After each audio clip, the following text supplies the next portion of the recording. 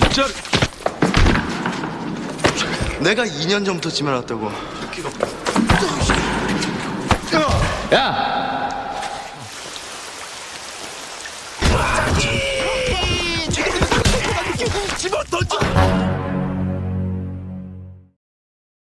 Halo, apa kabar semuanya? Semoga kalian semua sehat. Kali ini si Braya akan menceritakan sebuah alur cerita film yang sangat seru dan pastinya akan disukai oleh kalian para pecinta film action. Oke, tidak usah berlama-lama bagaimana alur ceritanya, mari kita saksikan sampai selesai.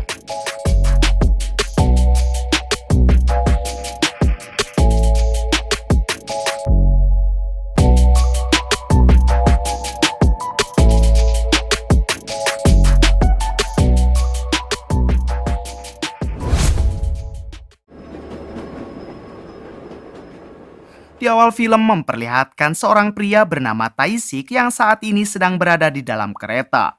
Diketahui kalau Tae-sik ini baru saja dibebas bersyaratkan setelah ia menjalani hukuman penjara selama 10 tahun. Sekarang Tae-sik berencana akan mengunjungi ibu angkatnya di rumah sekaligus restorannya yang diberi nama Sunflower. Terlihat di sana Tae-sik selalu mencatat segala hal yang baru saja ia lakukan.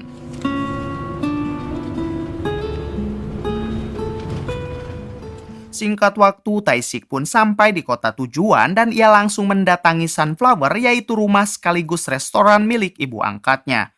Setibanya di sana, Tae-sik bertemu dengan seorang wanita bernama Agnes. Ternyata Agnes ini adalah anak asli si ibu angkat, namun ia tidak mengenali Tae-sik. Di sini Tae-sik mencoba menjelaskan kalau maksud dari kedatangannya yaitu untuk menemui ibunya Agnes. Agnes mengatakan kalau ibunya sedang tidak ada dan sebaiknya Tae-sik datang lagi ke sini nanti malam. 많이 변했네요.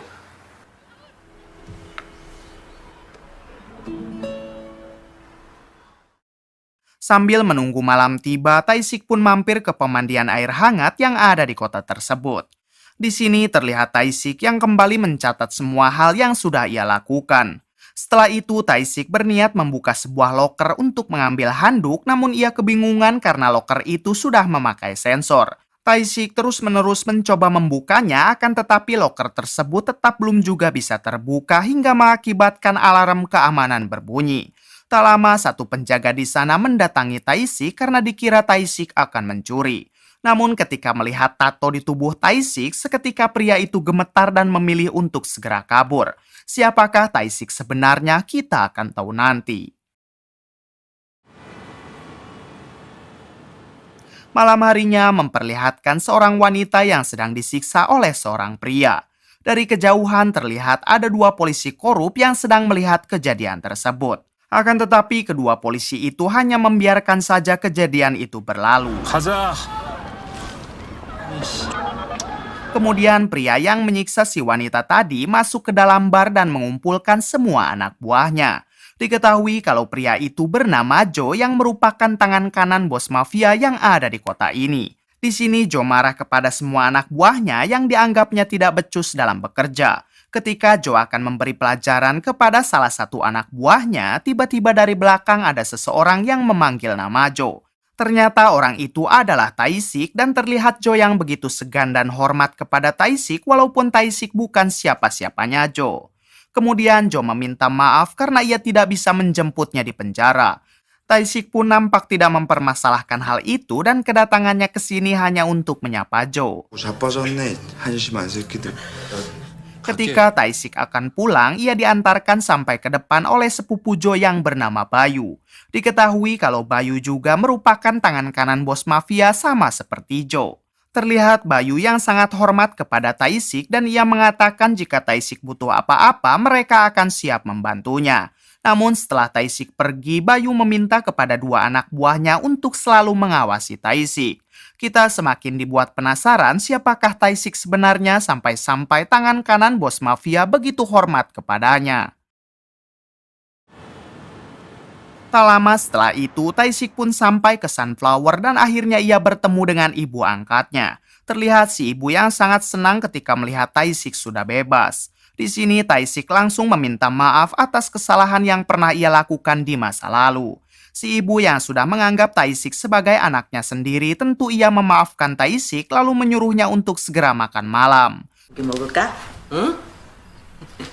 Untuk mengobati rasa rindunya, si ibu sampai menyuapi Taisik. Terlihat Agnes yang iri kepada Taisik karena selama ini ia tidak pernah diperlakukan seperti itu oleh si ibu. Ketika makan malamnya selesai, Agnes mengajak Taisik untuk mengobrol di luar. Di sini Agnes memarahi Taisik lalu meminta Taisik agar jangan lama-lama tinggal di sini. Taisik pun hanya bisa meminta maaf jika kehadirannya membuat Agnes tidak nyaman. 미리 얘기하는데 Keesokan harinya memperlihatkan ketua mafia yang ada di kota ini bernama Kopansu yang saat itu sedang berkampanye di pasar. Ternyata Kopansu berniat akan mencalonkan diri menjadi anggota dewan.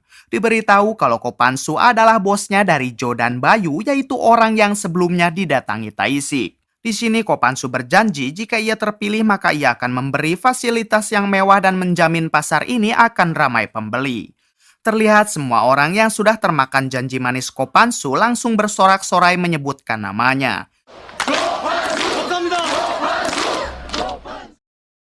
Di sisi lain memperlihatkan Taisik yang sekarang mendatangi kantor polisi untuk menandatangani berkas kalau ia tidak melakukan keributan.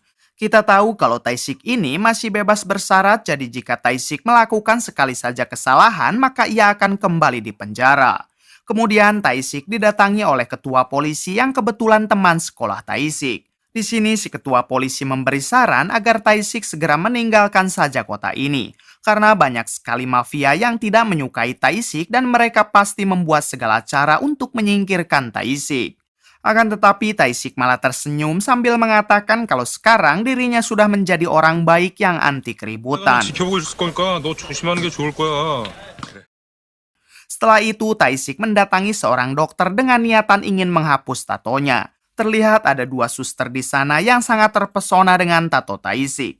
Kemudian si dokter menjelaskan kalau ia tidak pernah melakukan penghapusan tato. Namun di sini Taisik tetap memaksa agar si dokter mau membantunya menghapus tato tersebut.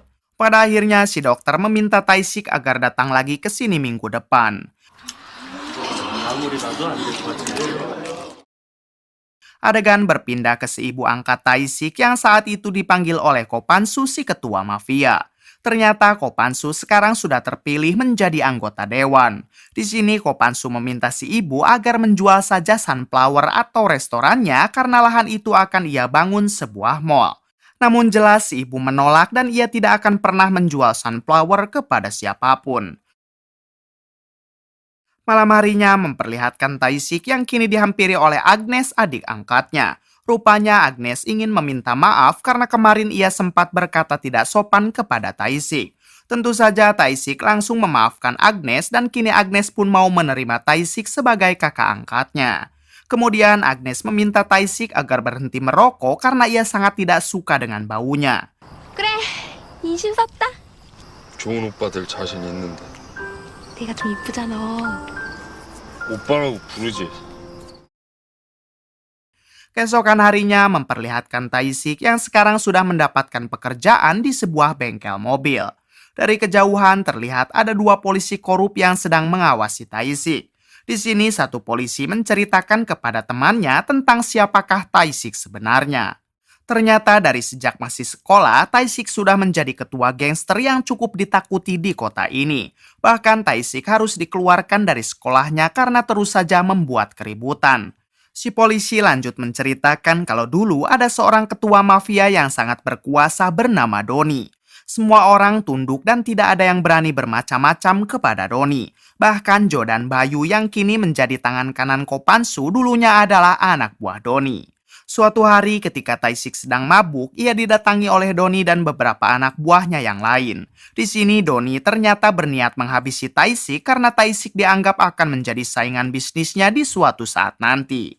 Namun meskipun hanya seorang diri, terlihat Taisik yang malah balik menghajar Doni dan semua anak buahnya hingga mereka pun harus koit.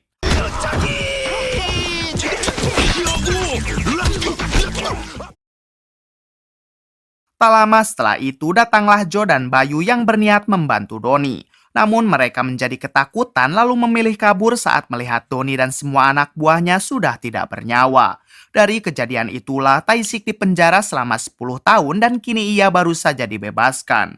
Diketahui setelah Doni tewas dan Tae-sik masuk penjara, yang menguasai kota ini adalah Ko Pan-soo yang sekarang terpilih menjadi anggota dewan. Sementara itu, Jo dan Bayu juga direkrut menjadi anak buahnya hingga kini menjadi kepercayaan Ko Pan-soo. Setelah menceritakan tentang masa lalu Tae-sik, terlihat kedua polisi itu mencoba menginterogasi si pemilik bengkel tempat sekarang Tae-sik bekerja. Di sini kedua polisi itu bertanya apakah Tae-sik pernah melakukan keributan karena jika sekali saja Tae-sik melakukan kesalahan, maka Tae-sik akan kembali dijebloskan ke penjara. Si pemilik bengkel menjawab dengan jujur kalau Tae-sik tidak pernah melakukan hal semacam itu. 인터뷰 좀 하자. 인터뷰 좀 줘. 어? Adegan berpindah ke Ko Pan-soo yang saat itu sedang mengawasi restoran Sunflower. Kemudian Ko Pan-soo memerintahkan semua anak buahnya agar berkumpul di markasnya nanti malam. Di sisi lain memperlihatkan Tae-sik yang kini sedang jajan cilor bersama Agnes. Di sana terlihat ada lelaki gondrong yang terus melihat ke arah Agnes. Ternyata si gondrong ini adalah orang yang selama ini menyukai Agnes namun selalu ditolak oleh Agnes. Mengira kalau Tae-sik adalah pacarnya Agnes, si gondrong tiba-tiba langsung menghajar Tae-sik lalu membawanya ke suatu tempat. 진짜? 내가 2년 전부터 지 말았다고. Kemudian si gondrong memanggil teman-temannya lalu meminta untuk membantunya menghajar Tae-sik. 뭔가 오해가 있는 것 같아. Namun ketika baju Tae-sik tak sengaja robek, semua teman si gondrong seketika kabur saat melihat tato di tubuh Tae-sik. Pada akhirnya Tae-sik dan Agnes pun bisa kembali pulang dengan selamat. Malam harinya memperlihatkan Ko Pan-soo yang kini sudah mengumpulkan semua anak buahnya termasuk Jo dan Bayu. Di sini Ko Pan-soo bertanya siapakah di antara kalian yang bisa merebut restoran Sunflower. Dengan pedenya, Jo langsung menawarkan dirinya untuk membereskan Sunflower. Di sini Jo belum tahu kalau di restoran tersebut ada Tae-sik yang merupakan anak angkat dari si ibu pemilik restoran tersebut. 제가 해결하겠습니다. Keesokan harinya, Jo dan para anak buahnya langsung mendatangi restoran Sunflower. Ternyata di dalam restoran ada Tae-sik yang sedang sarapan. Awalnya semua anak buah Jo bertingkah sangat songong. Namun ketika Jo masuk dan melihat Tae-sik, ia langsung gemetar hingga memerintahkan semua anak buahnya untuk segera pergi. Kemudian Tae-sik mengingatkan Jo agar tidak sekali-kali lagi bermacam-macam dengan restoran ibunya. Dengan sangat ketakutan, Jo pun meminta maaf lalu bergegas pergi. Setelah Jo pergi, Tae-sik menanyakan kepada si ibu apa yang sebenarnya terjadi. Namun si ibu yang tidak mau membuat Tae-sik khawatir, ia hanya mengatakan kalau itu bukan urusanmu. Kembali ke Jo yang sekarang mendatangi Bayu. Di sini Jo memarahi Bayu karena ia tidak memberitahunya kalau restoran Sunflower merupakan milik ibu angkat Tae-sik. Bayu menjawab kalau ia juga tidak mengetahui akan hal tersebut.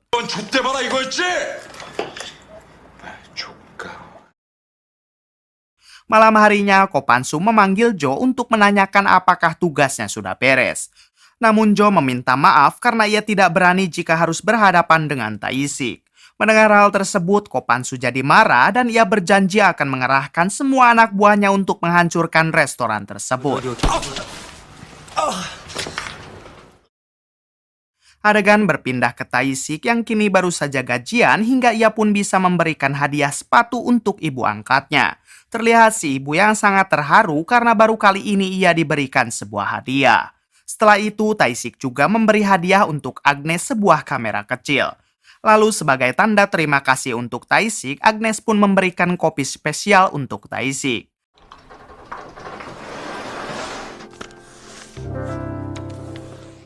Keesokan harinya, si ibu mengajak Tae-sik dan Agnes untuk piknik di pinggir sungai. Terlihat keluarga mereka yang kini tampak sangat bahagia.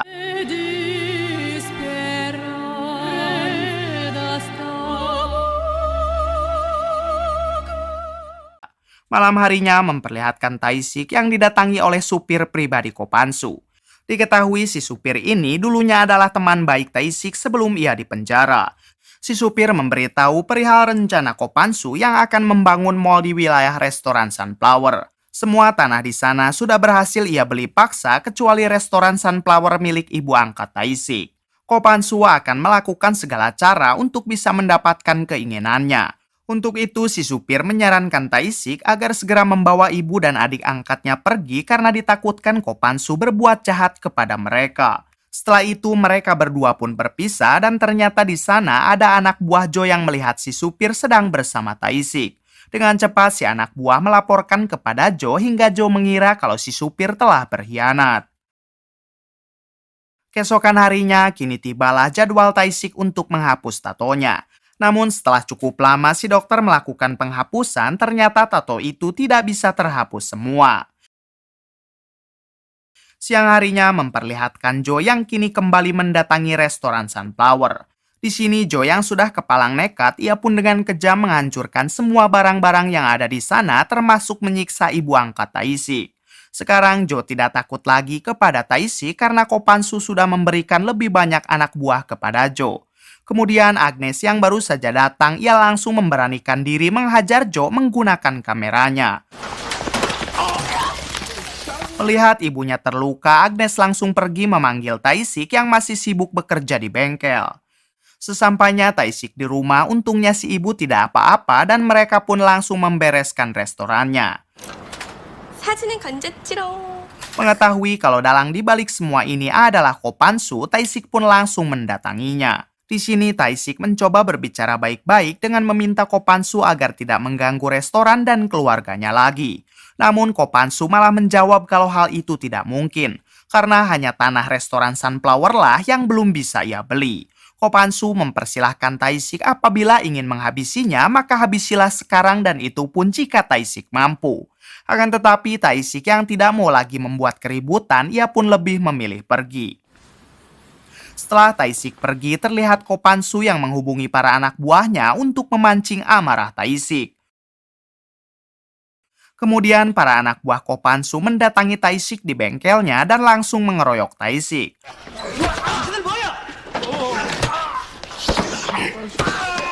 Hal tersebut sengaja mereka lakukan karena dengan Taisik melawan, maka dua polisi korup yang sudah Ko Pan-soo bayar akan langsung menangkap Taisik.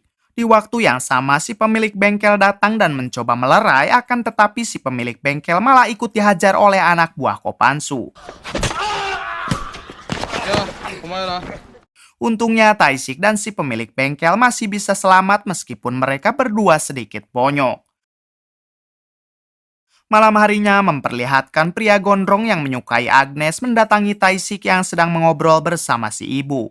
Di sini si gondrong mengatakan kalau ia sudah mengetahui Taisiklah yang 10 tahun lalu menghabisi kakak kandung Agnes, yaitu Doni, si ketua mafia sebelumnya.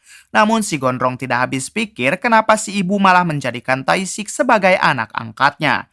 Ternyata Doni, si ketua mafia yang dulu sangat berkuasa di kota ini, adalah anaknya si ibu. Agnes yang mendengar hal tersebut seketika marah dan langsung mengusir Taisik dari rumahnya.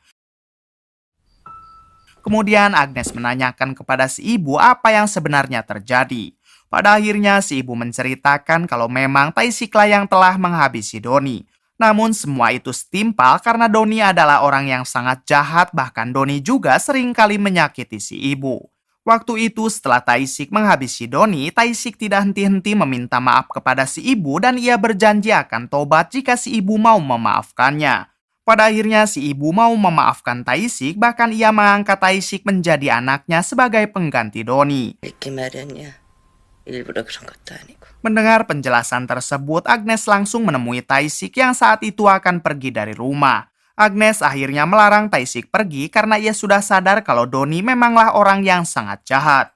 Agnes malah bersyukur dengan kepergian Doni karena Doni ternyata selalu menyiksa ibunya.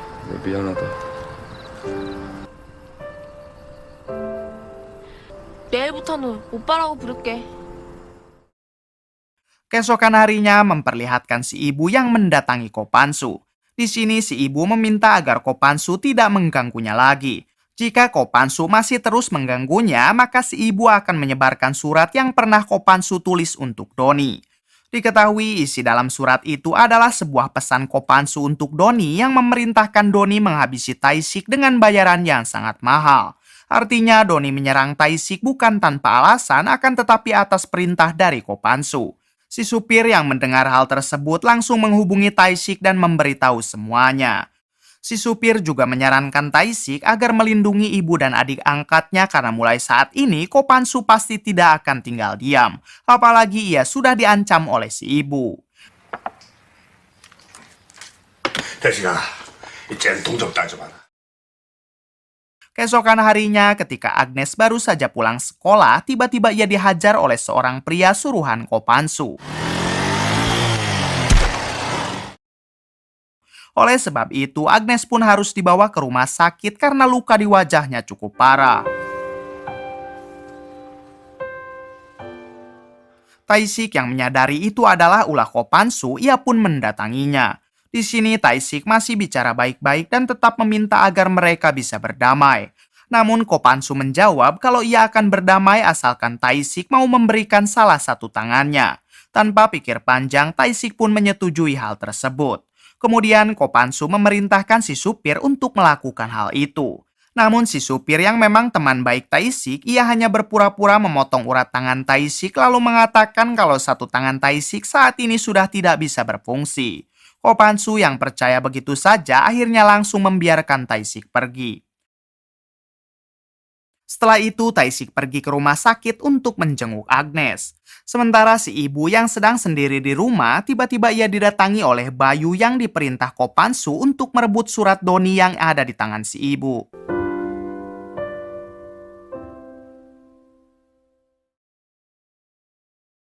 Hingga ketika Tae-sik pulang, betapa terkejutnya ia saat melihat si ibu sudah koit dengan sangat mengenaskan. Di sini Tae-sik menemukan anting Bayu yang tertinggal dan seketika ia langsung sadar kalau semua ini adalah ulah dari Ko Pan-soo. Di titik inilah Tae-sik tidak bisa lagi menahan emosinya dan sekarang ia akan membantai mereka semua. Di sisi lain memperlihatkan Ko Pan-soo dan semua anak buahnya yang sedang berpesta karena mereka menganggap kalau sekarang mereka sudah menang. Tak lama dari itu, tiba-tiba mereka mendengar suara pria sedang menangis yang mana ternyata itu adalah Tae-sik. Terlihat Tae-sik datang ke sana hanya seorang diri lalu mengatakan kalau jiwanya di masa lalu kini telah kembali. Kemudian Tae-sik melempar anting milik Bayu lalu meminta si supir agar segera pergi jika tidak ingin mati bersama mereka. 고맙다. 지랄한다, 지랄해. Setelah si supir keluar, Tae-sik mengatakan siapakah yang berani menghadapinya duluan. Dengan lantang, tiba-tiba si gondrong yang ternyata adalah anak buah Ko Pan-soo menjawab tantangan Tae-sik hingga inilah yang terjadi. 모태식에 돌아왔구나. 병신 새끼 저. Hanya dalam hitungan detik, Tae-sik berhasil menghabisi si gondrong. Kemudian Tae-sik mulai membantai semua anak buah Ko Pan-soo.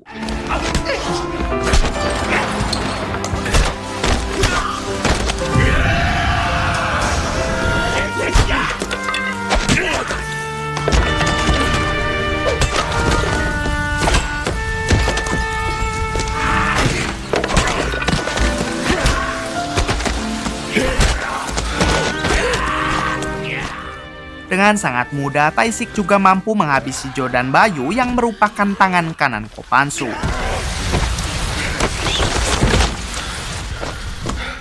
Sekarang hanya tinggal Ko Pan-soo seorang dan inilah yang dilakukan Tae-sik. Setelah dendamnya terbalaskan, Tae-sik hanya bisa ngahulang di tengah kebakaran. Saat ini Tae-sik hanya mengingat kenangan bersama ibu angkatnya yang tidak bisa ia lindungi.